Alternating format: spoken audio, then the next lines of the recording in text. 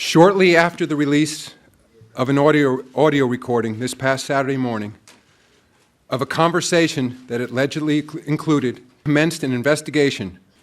That investigation is now complete. Accordingly, effective immediately, I am banning. And Kelsey and Aaliyah really put us on their shoulders. She deserves this opportunity. She deserves this moment, her contract, everything that she's getting. Okay, stop everything. Take a deep breath. Because what I'm about to tell you is going to sound like a nightmare. But the evidence sitting on my desk says otherwise. The lights at Gainbridge Fieldhouse? They might stay dark for the entire 2026 season. And the reason? It's not an injury. It's not a retirement. It's an execution. Adam Silver has officially stepped in, and the word ban isn't just a rumor anymore. It's a reality.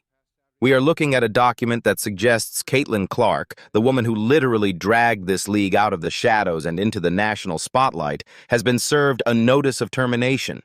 She's out. But why? Why would a league kill its golden goose?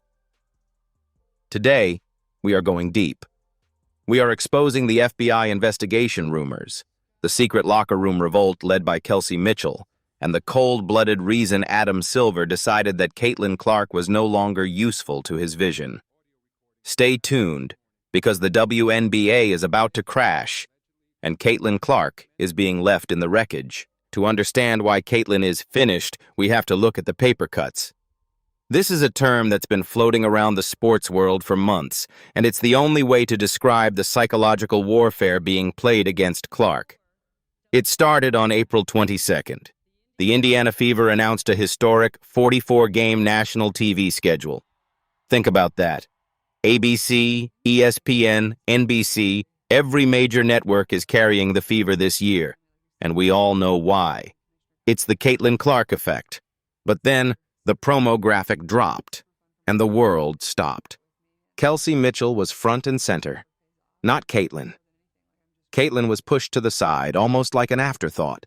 Fans called it disrespect, but insiders call it the reset.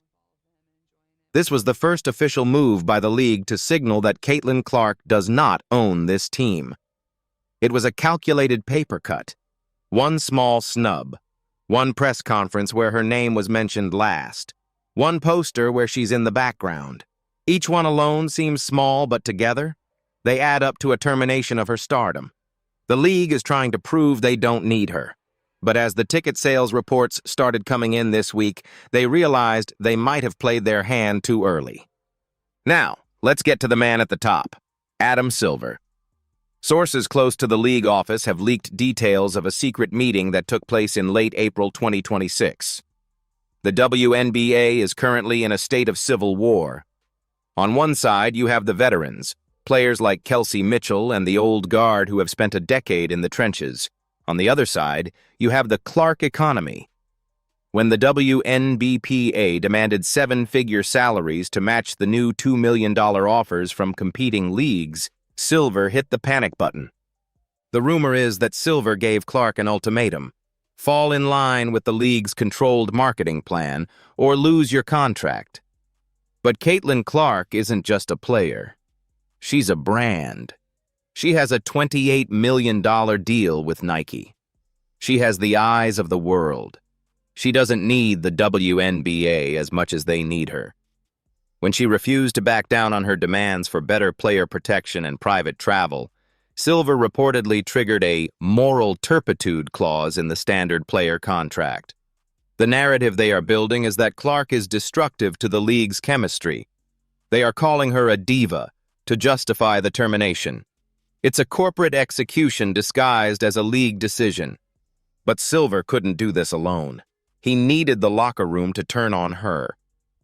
And that brings us to the Indiana Fever practice facility. Reports have surfaced of a massive divide. On one side, you have Sophie Cunningham, the enforcer, who has publicly vowed to protect Caitlin at all costs.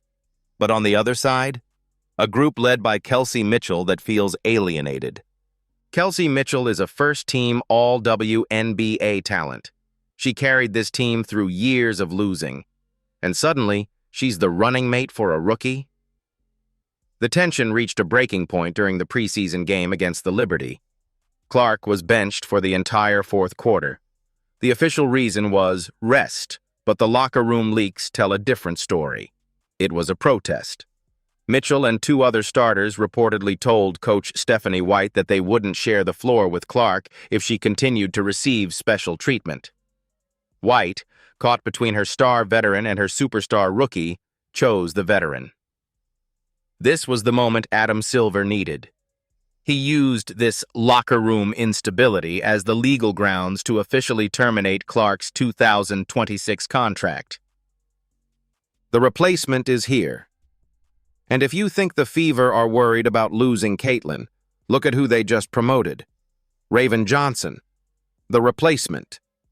In the preseason, Raven Johnson put up 8 assists and showed a level of chemistry with Mitchell that we haven't seen with Clark. The league is already pivoting. They are pushing the narrative that Raven is the real point guard and that Caitlin was just a shooting specialist whose hype had outgrown her talent. This is the most dangerous part of the plan. They aren't just banning Caitlin. They are replacing her in the fans' minds. They want you to believe that the 44 national TV games will still be exciting without her. They want you to believe that Raven Johnson and Kelsey Mitchell are the future. But look at the ticket sales. Reports show that for the May 9th opener against Paige Bueckers, 30% of the seats are still empty. The upper levels are ghost towns. The fans know the truth.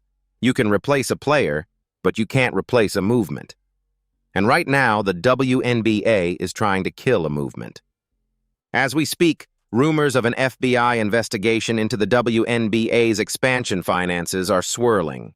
Some say the league used Caitlin Clark's name to secure massive investments for teams like Toronto Tempo and Portland Fire, only to push her out once the checks cleared.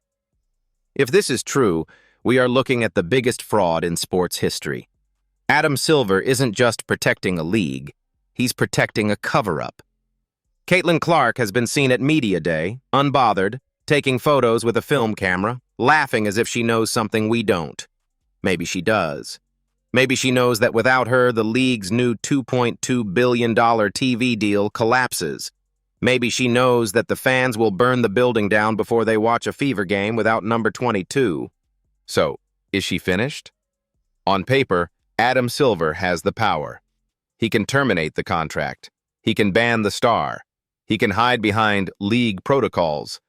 But you cannot ban the Caitlin Clark effect. Whether she's in Indiana, New York, or playing in a barn in Iowa, the world is going to watch. The WNBA thinks they are humbling her, but they might just be freeing her. This is a war for the soul of basketball. It's the old guard versus the new era. It's corporate control versus superstar power. And as of today, Adam Silver has made his move. But the May 9th opener is less than 2 weeks away. The clock is ticking. Will the league fold, or will they really let their biggest star walk away forever? Drop a comment below. Whose side are you on? Is Adam Silver saving the league or destroying it? And don't forget to subscribe because the May 9th deadline is coming, and we are tracking every single move in this shadow war.